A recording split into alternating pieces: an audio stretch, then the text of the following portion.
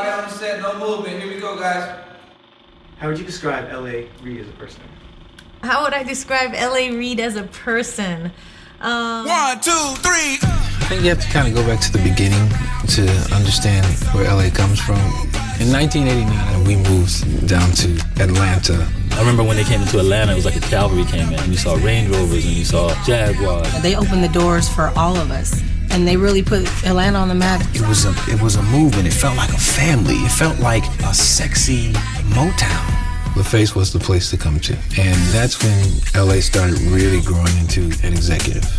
You know, the music that came out of there when he was involved, it shaped the music of the past 20, 30 years. Anybody who knows L.A. Reid knows how excited he is for music. When you play a beat, he closes his eyes and he gets that drummer finger going. And that head going. Yeah. He's a great talker. He's very focused, very determined. Fly, fresh, you know, he is always dressed to the nines. He never stops. He never stops.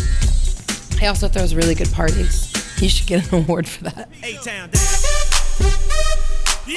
L.A. Reid has created, supported, and facilitated a great path for other entertainers. It goes from Jay-Z to Usher to Avril Lavigne, Tony Braxton and TLC. Kanye, Rihanna, Justin Bieber, Mariah Carey, Outkast, Pink, Whitney, Boyz II Men. that many people just in one sentence alone, and we're not even done with the list yet. Yeah. Boom.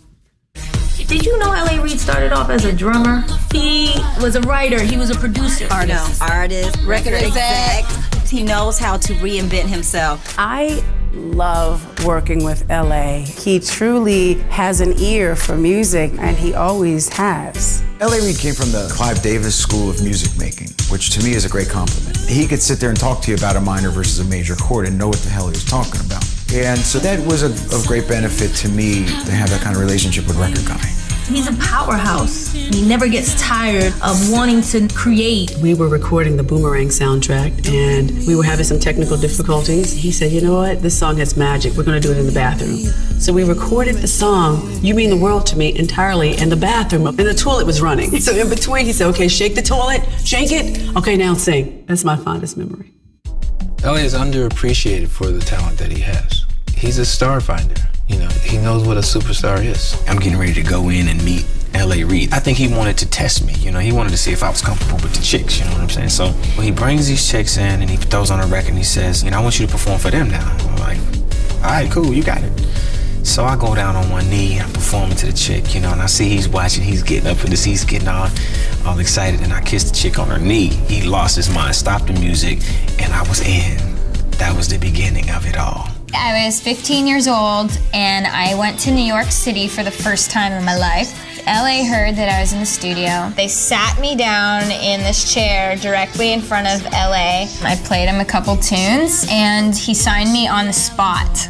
I wasn't even aware of what was happening. I just knew that this man was a very powerful man and he could help make my dreams come true.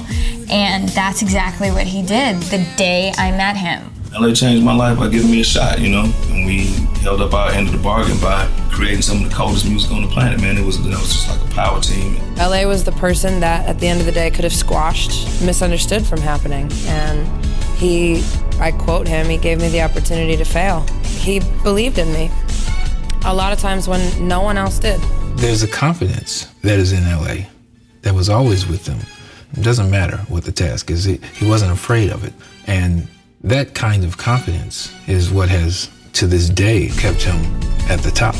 He just has this hunger to tell the story the right way, to get it done the right way. That's L.A. Reid. Yeah. Honestly, if it weren't for you, I don't think that I would be here and alive. I've always loved you. Thank you for taking me off the streets of Philadelphia and giving this anger a home. You've been a true mentor to me throughout my career, and I thoroughly enjoy making music with you. You have been a godfather to me. I owe you a great debt of gratitude, sir. I don't know how you came into my life, but you did, and I'm so grateful for it. Very sweet.